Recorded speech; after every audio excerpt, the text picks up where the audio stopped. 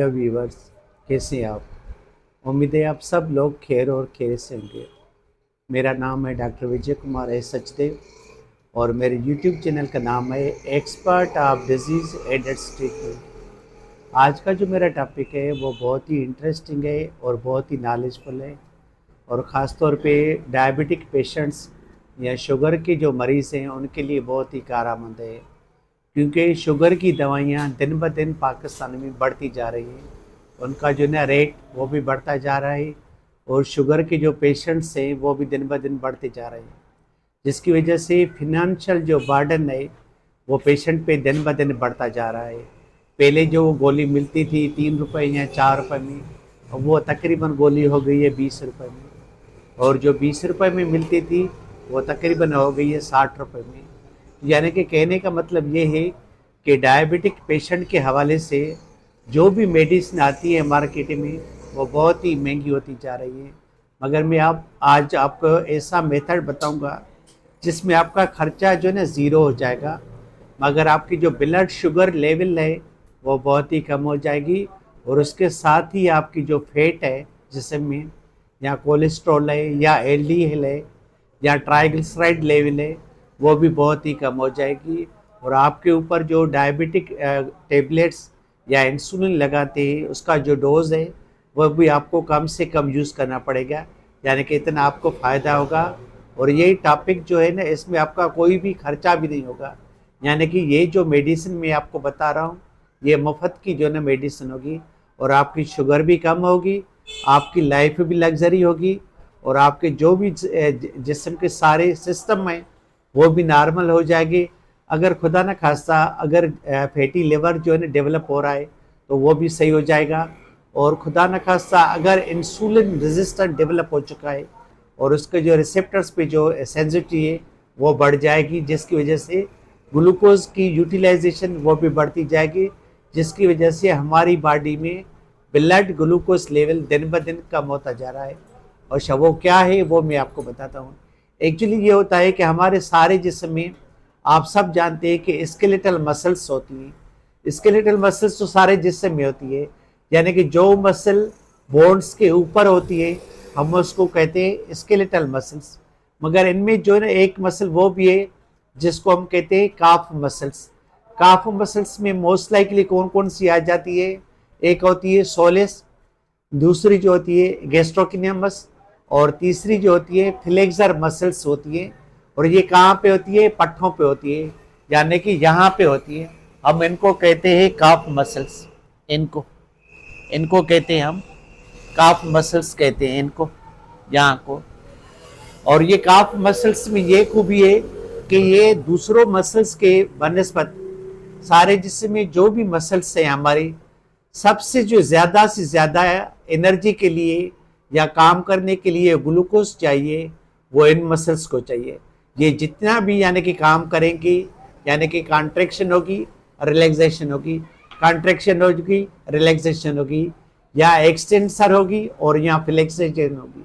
तो जितना भी ये काफ मसल्स से जो है ना काम करेगी उतना इनको जो है ना एनर्जी चाहिए, और एनर्जी चाहिए की सूरत में इनको जो है ना ग्लूकोज चाहिए। अच्छा, ग्लूकोज लेने के लिए इनको जो है ना इंसुलिन की भी ज़रूरत नहीं पड़ती है।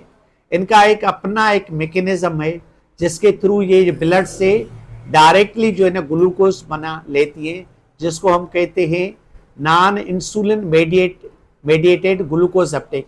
यानी कि विदाउट हेल्प ऑफ इंसुलिन आप जो है ना ग्लूकोज लें ब्लड से और उसकी ज़रूरत भी ना पड़े इंसुलिन की, उसको हम कहते हैं non insulin mediated glucose Uptake from blood.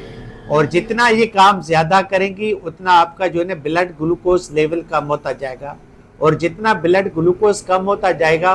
उतना ही आपकी जो फैटी एसिड्स है जिसम में या फैट है वो भी जो है ना डिजॉल्व होके ब्लड ग्लूकोज में आ जाएगी, और ग्लूकोज के बाद जो है ना वो यूटिलाइज होके मसल्स में जो है ना एनर्जी के तौर पे काम आएंगी। यानी कि मसल्स को काम करने के लिए हमें एनर्जी चाहिए, और एनर्जी के लिए हमें क्या चाहिए? ग्लूकोज। तो पहले तो वो अपना ग्लूकोज जो है ना वो ख़त्म करेगी, उसके बाद भी अगर उसको नीड होगी तो वो क्या करेगी कि हमारे जिस्म में जहाँ जहाँ भी फैट जो है ना डिपॉजिटेड है, चाहे वो लिवर में है, एब्डामिन में है या थाई पे है या बटक पे है, कहीं पे भी फैट है तो वो उसको भी डिजॉल्व करके ग्लूकोज में कन्वर्ट करेगी और वो ग्लूकोज जो है ना वो काफ मसल्स को कॉन्ट्रेक्शन और रिलैक्सेशन में काम आएगा। तो आपने ये करना है कि रोजाना जो है ना अपना रूटीन में ऐसी एक्सरसाइज करनी है जिसमें आपकी जो काफ मसल्स हैं उस पर जो है ना बर्डन ज़्यादा पड़े,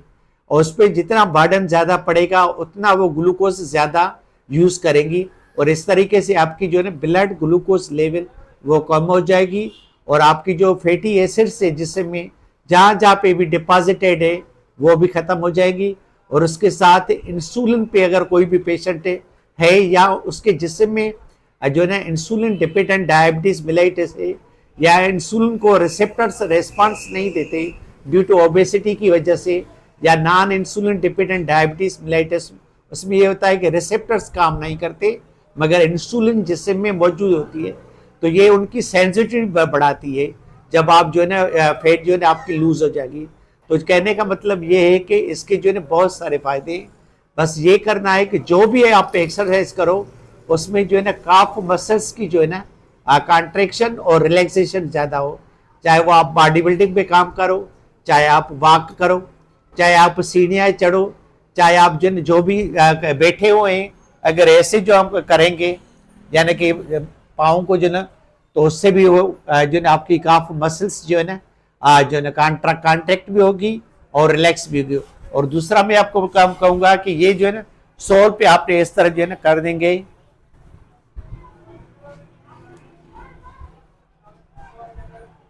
तो इससे भी जो है ना आपकी जो काफ मसल्स से वो कॉन्ट्रैक्ट भी हो जाएंगी और रिलैक्स भी हो जाएंगी। उसके बाद आपने ये भी कर सकते हैं कि आप चाहे तो अपनी जो है ना पाँव है तो उसको जो है ना फ्लेक्स और रिलैक्स कर सकते हैं, ऐसे बेड पे सो के या कहीं पे भी सो के या टेबल पे सो के या जो है ना चेयर पे सो के, इस तरह से जो है ना कॉन्ट्रैक्ट रिलैक्स करेंगे तो आपकी जो काफ मसल्स है उसकी जो है ना कॉन्ट्रैक्शन और जो है ना रिलैक्सेशन या